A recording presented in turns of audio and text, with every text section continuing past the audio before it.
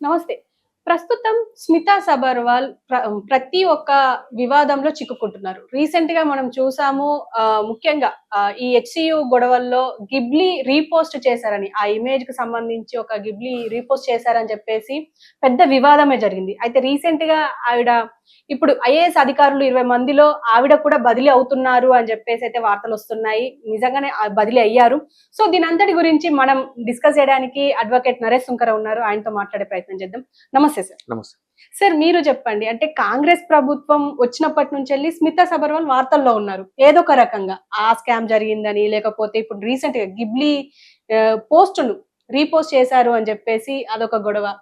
అసలు ఏం జరుగుతుందంటారు? కాంగ్రెస్ ప్రభుత్వము వచ్చిన తర్వాత క్లియర్‌గా వివక్ష అనేది చూపిస్తుంది. దానికి ప్రత్యక్షమైన ఉదాహరణ స్మితా సబర్వాల్ అంశము అని చెప్పి నేను చెప్తానండి. Okay. All India service rules conduct 1968 very clear. అంటే ఈ యొక్క ఐఏఎస్కి సంబంధించి, అదేవిధంగా ఐపీఎస్కి సంబంధించి, యూపీపీఎస్సీ నుంచి ఎవరైతే కనుక సెలెక్ట్ అవుతారో వాళ్ళు ప్రభుత్వ విధులు ఏ విధంగా చేయాలి, ఏ విధంగా చేయకూడదు, వైలేషన్ జరిగితే వాళ్ళకి ఎటువంటి పనిష్మెంట్ ఇవ్వాలి ఏంటి అని చెప్పి ఆ రూల్స్ క్లియర్గా 1968 రూల్స్ క్లియర్గా చెప్పడం జరుగుతుంది. బీఆర్ఎస్ ప్రభుత్వం ఉన్నప్పుడు ఆమె ఒక యువరాణిలాగా చలామణి అయ్యింది. 2015లో ఏ విధంగా అంటే కనుక అవుట్లుక్ అనే ఒక మ్యాగజైన్ ఆమెకు సంబంధించి ఒక కవర్ పేజీని ప్రింట్ చేస్తే ఆ యొక్క మ్యాగజైన్ మీద ఫైట్ చేయడానికి, లీగల్ ఫైట్ చేయడానికి 15 లక్షల రూపాయలు ఈవిడికి ఇస్తూ అప్పుడు ప్రభుత్వం డైరెక్ట్ జీవోనే లాంచ్ చేసింది. రైట్, అటువంటి పరిస్థితి ఉంది. అంటే అంతటి సపోర్ట్ ఉంది అని చెప్పి చెప్పడానికి నేను ఇది చెప్తున్నాను. సరే, ఆ ప్రభుత్వం వెళ్ళిపోయింది, కాంగ్రెస్ ప్రభుత్వం వచ్చింది. కాంగ్రెస్ ప్రభుత్వం ఎందుకు వివక్ష చూపిస్తుంది అంటే అది ఒకళ్ళ మీద ఒక విధంగా, ఇంకొకరి మీద ఇంకొక విధంగా అని చెప్పి స్మితా సబర్వాల్ గారి విషయంలో పూర్తిగా కాంగ్రెస్ ప్రభుత్వము ఆవిడికి మద్దతుగా ఉంది. దాంట్లో ఎటువంటి డౌటు లేదు. మీరు చూస్తున్న కోణం వేరు, నేను చూస్తున్న కోణం వేరు. ఎందుకు ఉంది ఆ విధంగా మీరు ఏ విధంగా చెప్తారు అంటే, ఒక విధంగా కాంగ్రెస్ ప్రభుత్వం మీద హెచ్యూకి సంబంధించి ట్వీట్లు చేసినా కూడా, సంబంధించిన పోలీస్ అధికారులు నోటీసులు ఇచ్చి ఆమెను వివరణ అడిగినా కూడా సపోర్ట్గా ఉంటే ఇవన్నీ ఎందుకు చేస్తారు అని చెప్పి మీరు అంటున్నారు. ఆ విధంగా అబ్సల్యూట్ డెసిషన్కి ఎవరు రాకూడదని చెప్పి అటువంటి చిన్న చిన్నవి చేస్తున్నారు. పెద్దది ఏం చేయాలి? సస్పెండ్ చేయాలి. ఎందుకు చేయట్లేదు ఇప్పుడు వరకు ఈ విధంగా సస్పెన్షన్? దానికి ప్రధానమైన కారణం హెచ్సీ గురించి నేను మాట్లాడలేదు. కాంగ్రెస్ ప్రభుత్వం వచ్చిన తర్వాత ఈ యొక్క యూపీపీఎస్సీలో డిసేబిలిటీ కోటా అంటే అంగవైకల్యం ఉన్న వాళ్ళని ఐఏఎస్లుగా కానీ ఉన్నత అధికారులుగా కానీ నియమించే విషయంలో ఎందుకు వాళ్ళని ఆ విధంగా నియమించాలి, వాళ్ళు ఆ విధంగా అంగవైకల్యం ఉండి ఏ విధంగా పనిచేస్తారు, ఇది సరైన పద్ధతి కాదు అని చెప్పి వివాదాస్పదమైన కామెంట్లు చేయడం జరిగింది. కాంగ్రెస్ ప్రభుత్వం వచ్చిన తర్వాతే కదా, అధికారిక హోదాలు ఉండే కదా చేయడం జరిగింది. అప్పట్లో పెద్ద వివాదమే చెలరేగింది దీని మీద. మరి ఇప్పటి వరకు ఆ విషయం మీద ఎందుకు చర్యలు తీసుకోలేదు? First point. రెండోది ఏంటి అని అంటే కనుక, జయశంకర్ అగ్రికల్చర్ యూనివర్సిటీకి సంబంధించి ఆమె 2016 నుంచి 2024 వరకు ఒక వెహికల్ని వాడినట్టు, దానికి అద్దె రూపంలో 61 లక్షల రూపాయలు ప్రభుత్వం నుంచి ఆమె అకౌంట్కి వెళ్ళినట్టు ప్రధానమైన ఆరోపణ. అదొక పెద్ద స్కామ్, అది ఇంకా జరుగుతుంది. అటువంటి ఆరోపణలు ఉన్నప్పుడు ఏం చేయాలి ప్రభుత్వాలు? వాళ్ళని టెంపరీగా హోల్డ్ చేసి పెట్టారు. రైట్, కానీ పోస్టింగ్ ఇచ్చుకుంటా వచ్చారు. మరి సపోర్ట్ చేయడం కాదా? సరే, ఈ రెండు పక్కన పెడదాం. హెచ్యూకి సంబంధించి ఆమె ట్వీట్లు చేసింది. మీరు గ్రౌండ్ రియాలిటీ ఏదైతే ఉందో అది ట్వీట్ చేయండి. ఆర్టికల్ 19లో absolutely you have absolute right, వాక్ స్వతంత్ర హక్కు ఉంది. కానీ ఫేక్ ఆర్టిఫిషియల్ ఇంటెలిజెన్స్ తో తయారు చేసిన ఏవైతే గనక ఫేక్ ఇమేజెస్ ఉంటాయో వాటిల్ని మీకు తెలిసి కూడా మీరు చేశారు ప్రభుత్వంలో ఉండి. బట్ స్టిల్ ప్రభుత్వం నుంచి ఎటువంటి చర్యలు లేవు. ప్రభుత్వానికి వ్యతిరేకంగా ప్రభుత్వ ఉద్యోగంలో ఉన్న వ్యక్తి ఎవరు అయినా, ఏ అధికారి అయినా అసలు పోస్టులు కానీ ఇలాంటి రీపోస్టులు కానీ వ్యతిరేకంగా మాట్లాడడం కానీ చెయ్యొద్దు అని చెప్పేసి అంటే రూల్ ఉంది అని అంటారు.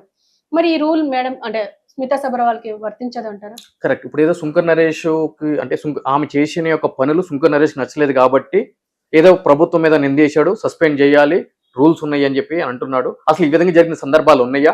ఈ విధంగా చేసిన వాళ్ళు ఉన్నారా అని అంటే కనుక స్మితా సబర్వాల్ గారికి అన్నయ్యలు తమ్ముళ్ళు అయినటువంటి వాళ్ళు కొంతమంది ఉన్నారు. ఎందుకంటే కనుక ఇటువంటి పనులే చేశారు వాళ్ళు కూడా. దానికి సంబంధించి ఏంటి అని అంటే కనుక ఐఏఎస్ ఆఫీసరు అభిషేక్ సింగ్ అని చెప్పి ఉత్తరప్రదేశ్కి సంబంధించిన వ్యక్తి. అతను ఉత్తరప్రదేశ్లో మొన్న అసెంబ్లీ ఎలక్షన్ జరుగుతున్నప్పుడు 2 కాన్స్టిట్యున్సీలకి సంబంధించి ఆయన్ని జనరల్ అబ్జర్వర్ కింద ఎలక్షన్ కమిషన్ అనేది అపాయింట్ చేయడం జరిగింది.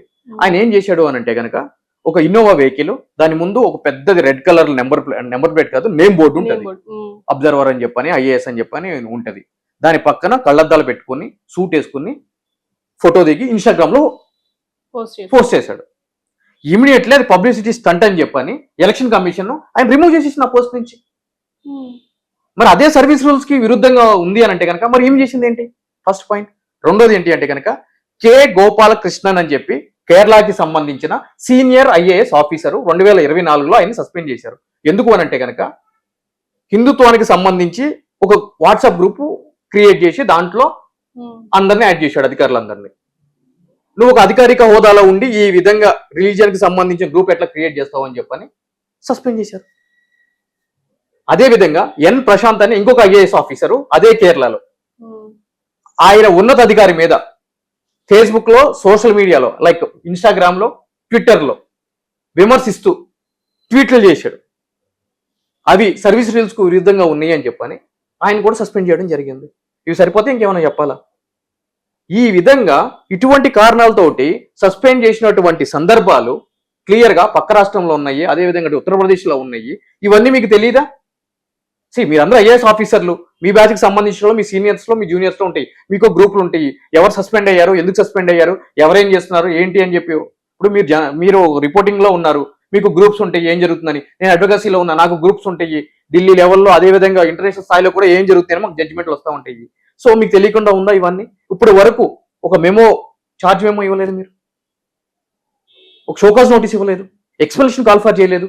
మీరు ఒక అధికారిక హోదాలో ఉండి ఇటువంటి వివాదాస్పద పనులు ఎందుకు చేస్తున్నారు, వ్యాఖ్యలు ఎందుకు చేస్తున్నారు, మేము ఎందుకు మిమ్మల్ని సస్పెండ్ చేయకూడదు అని చెప్పి ఒక నోటీస్ ఇచ్చిన సందర్భం కూడా లేదుగా. మా అయితే కనుక ఇప్పుడు ఏదో ఒక సినిమాలో డైలాగ్ ఉంటుంది, పోలీసు వాడికి ట్రాన్స్ఫర్ చేస్తే మళ్ళీ పోలీసు స్టేషన్ కి పంపిస్తారు కానీ పోస్ట్ మ్యాన్ జాబ్ అయితే చేపియరా అని చెప్పని. ఇక్కడ కూడా మీరు అంటున్నారు ట్రాన్స్ఫర్ చేశారు అని చెప్పని. ట్రాన్స్ఫర్ చేశారు అంతే తప్ప ఆమెను హోల్డ్ లో పెట్టలేదు కదా. మహా అయితే కనుక వేరే అప్రాధాన్య పోస్ట్కి ఏమన్నా ట్రాన్స్ఫర్ చేశారేమో అంతే తప్ప ఎటువంటి పోస్టింగ్ ఇవ్వకుండా హోల్డ్ అయితే పెట్టలేదుగా.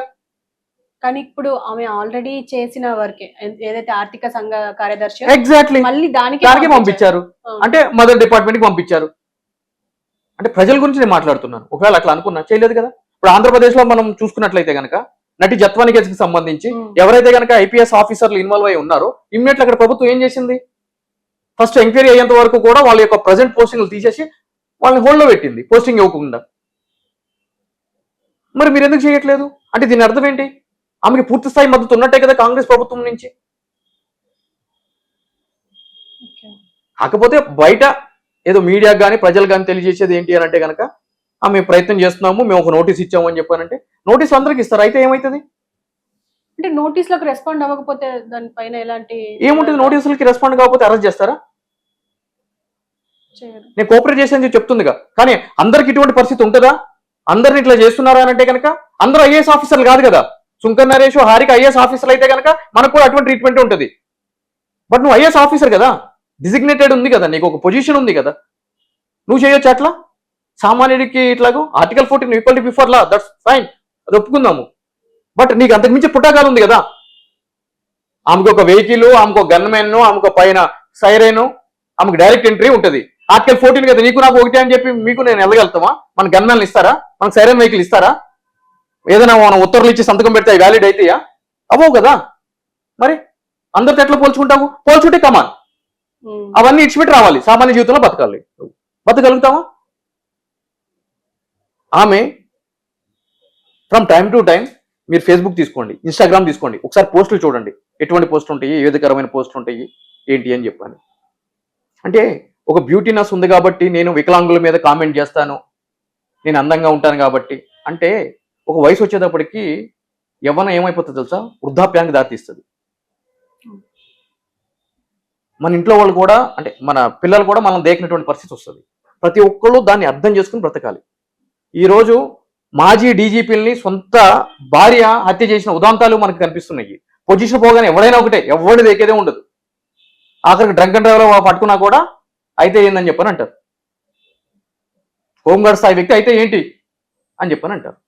అంటే ఇప్పుడు మనం ఒక sincere IAS officer, brain with beauty అని చెప్పేసి అంటే కొన్ని రోజులుగా మనకు స్మితా సబర్వాలే నిదర్శనంగా ఉన్నారు. కానీ ఇప్పుడు ఇలాంటి స్కామ్స్ బయటపడడం, ఇలా రకరకాలుగా పోస్టులు చేయడం, దీని వెనుక ఏముందంటారు అసలు? ఫర్ యువర్ కైండ్ ఇన్ఫర్మేషన్, మీ అందరికి బ్యూటీ ఏమో, నేను అంతకు మించిన బ్యూటీని కూడా చూశానండి ఆఫీసర్ లో. మన బ్యూటీ విత్ బ్రెయిన్ అంటే రాష్ట్రంలో బ్రెయిన్ అంటే ఏముంది, ఏ బ్రెయిన్ చూసారో నాకు అర్థం కావట్లేదు. అంటే నేను మీ గురించి అనట్లేదు, నా గురించి అనట్లేదు. ఉమ్, ఈ విధంగా పోర్ట్రేట్ చేసిన మీడియా గురించి మాట్లాడుతున్నారు. ఉమ్, ఆబ్వియస్లీ ప్రభుత్వము ఎంకరేజ్ చేస్తున్నప్పుడు ప్రభుత్వం తగ్గట్టే కదా మీడియా సంస్థలు ఉంటాయి. లేపారు, గాలి కొట్టి లేపారు, ఇప్పుడు లేపుతున్నారు. Still what is beauty? Beauty ఉంటే ఎవరికి గొప్ప? అధికారవి. అసలు అధికారానికి అందానికి సంబంధం ఏముంది? Talent important, subject important. అందం చూసి అధికారాలు ఇస్తున్నారు. అఫ్ కోర్స్ అట్లా ఇచ్చారు అనుకోండి ఇప్పుడు దాకా, స్టిల్ ఇప్పటికీ ఇస్తున్నారు. అది మనం కాదు ఆలోచించాల్సింది.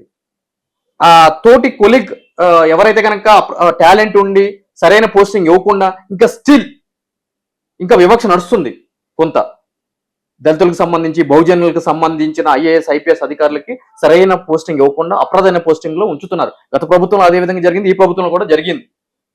నా దగ్గర దానికి సంబంధించిన సైటేషన్స్ ఉన్నాయి. ఉమ్, అవసరమైతే కనుక ఏదైనా నోటీస్ పంపిస్తే తప్పనిసరిగా నేను ఇస్తా ఉమ్. సమాధానం. అందు గురించి ఇంత బలంగా నేను చెప్తున్నాను. సో దయచేసి ప్రభుత్వం కూడా ఈ బ్యూటీనెస్ కాన్షియస్ చూసో వాటిని చూసో ఇవ్వద్దు, టాలెంట్ చూసి ఇవ్వండి. ఓకే. అది ప్రజలకి, ఎందుకంటే ఐఏఎస్ ఆఫీసర్ అంటే కనుక అది ఒక ఎగ్జిక్యూటివ్ బాడీ. అంటే ప్రజలకు సంబంధించిన వ్యవహారాలకు సంబంధించి ఉత్తర్వులన్నీ ఇవ్వాల్సింది. అదేవిధంగా సీఎంలు కానీ మంత్రివర్గానికి కానీ ఒక ప్రాపర్ గైడెన్స్ ఇవ్వాల్సిన బాధ్యత ఎవరి మీద ఉంది? వీళ్ళ మీదే ఉంది. సాక్షాత్తు సీఎం గారే సీఎం అయిన ఒక 3 నెలల తర్వాత 4 నెలల తర్వాత ఐఏఎస్కి సంబంధించి